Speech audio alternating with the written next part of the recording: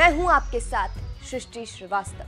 मध्य प्रदेश के मुख्यमंत्री शिवराज सिंह चौहान का दर्द क्या छलका, राजनीति में बवाल मच गया।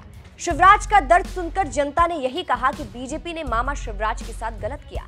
प्रचार शिवराज के चेहरे पर, जीत शिवराज के चेहरे पर, लेकिन मुख्यमंत्री किसी और को बना दिया गया। और अब जब शिवराज ने अपना दर्द सुनाया तो उमा भारती उस दर्द को सुनना भी नहीं चाहती है। दरअसल शिवराज सिंह चौहान इस वक्त ऐसे ऐसे बयान दे रहे हैं जिसे बीजेपी पर और खासकर मोदी पर तंज माना जा रहा है।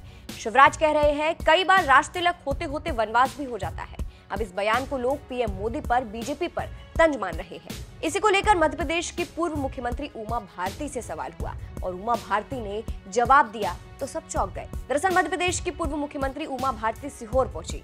उमा भारती ने भगवान गणेश के दर्शन किए। इस दौरान पूर्व सीएम उमा भारती ने मीडिया से बातचीत की। मीडिया ने उमा भारती से शिवराज द्वारा दिए गए बयान राज तिलक से पहले वनवास को लेकर सवाल पूछा, जिस पर उमा भारती ने कहा मैं उनकी प्रवक्ता नहीं हूं। तो कुछ इस तरह से शिवराज के बयान पर उमा भारती ने जवाब दिया और उनके दर्द पर कुछ बोलने से भी मना कर दिया। यानी एक तरीके से तंज ही था और संदेश था कि उमा भारती का कि शिवराज के बयान पर वो कुछ नहीं कहना चाहती और उस बयान के साथ नहीं है। अब जहां एक तरफ उमा भारती ने शिवराज के बयान पर कुछ बोलने से इनकार किया तो वहीं मोहन यादव की तारीफ की। उमा भारती ने शाजापुर कलेक्टर को हटाने के मामले में कहा मैं सीएम मोहन यादव का बहुत बहुत अभिनंदन करूंगी, आप किसी का अपमान नहीं कर सकते। वहीं 22 जनवरी को अयोध्या में होने कार्यक्रम को लेकर पूछे गए सवाल पर उन्होंने कहा अयोध्या से बुलाया गया है, 6 दिन पहले ही अयोध्या आने का आमंत्रण दिया गया है। अभी मैं लोकसभा चुनाव को लेकर कोई बात नहीं करूंगी, अभी मैं अयोध्या में मग्न हूं। तो ये साफ नजर आ रहा है कि हर कोई इस वक्त शिवराज को साइड करने में लगा है। शिवराज लगातार बयानबाजी भी कर रहे हैं। अभी ही सीएम हाउस छोड़ने के बाद उन्होंने तंज कसा था और कहा था कि पता बदल गया है लेकिन मामा का घर तो मामा का घर है।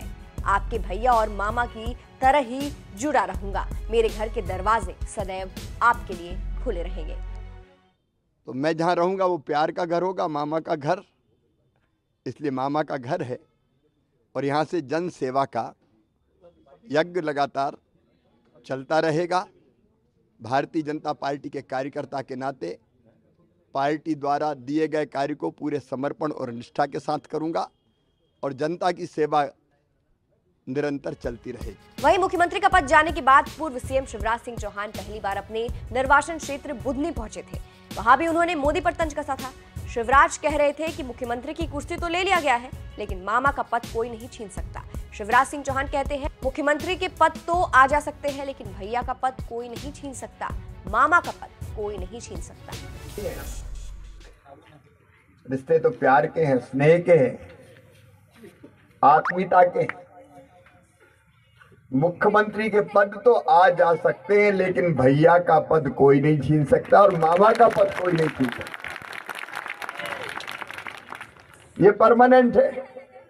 वहीं उन्होंने सीएम पद ना मिलने का कारण भी बताया। पूर्व सीएम शिवराज सिंह चौहान ने कहा कि कोई बड़ा उद्देश्य होगा, कई बार राज तिलक होते होते वनवास भी हो जाता है लेकिन कहीं ना कहीं किसी उद्देश्य की पूर्ति के लिए होता है।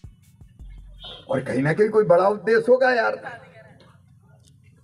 कई बार राज तिलक होते होते वनवास भी हो जाता है लेकिन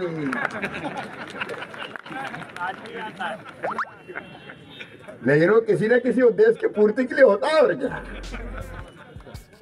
तो कुछ इस तरह से शिवराज लगातार तंज कस रहे हैं लेकिन लोग उन्हें साइड कर रहे हैं। जिस तरह से उमा भारती ने कहा कि मैं उनकी प्रवक्ता नहीं हूं शिवराज को लेकर, उस पर आप क्या कहेंगे कमेंट करके जरूर बताइएगा। अंत में आपको शिवराज का पूरा बयान भी सुनाते हैं। गंभीरता से कह रहा हूं, मैं कहीं नहीं जाऊंगा, जीऊंगा यहाँ और मरूंगा यहाँ, चिंता मत करना। मेरे बेटा बेटी भांजे, अभी देखो छोटे छोटे बच्चे कोई सभा में आते हैं क्या? ये अपने मामा के लिए आए हैं। बहनों की योजनाएं भी जारी रहेंगी और भांजे भांजियों के कल्याण में भी कोई कसर नहीं रहेगी, चाहे गरीब हो किसान हो। हमने कई तरह की बातें कही है। लाडली बहना के लिए जो कहा है वो हम करेंगे। सरकार भारतीय जनता पार्टी की, कोई कांग्रेस की सरकार थोड़ी है,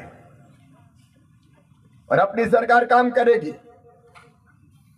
किसानों के लिए जो वचन दिए वो भी पूरे होंगे।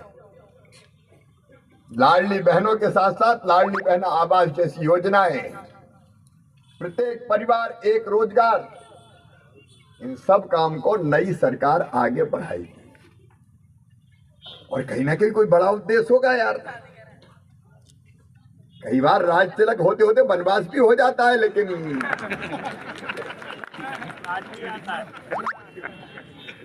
वो किसी न किसी उद्देश्य की पूर्ति के लिए होता है। और क्या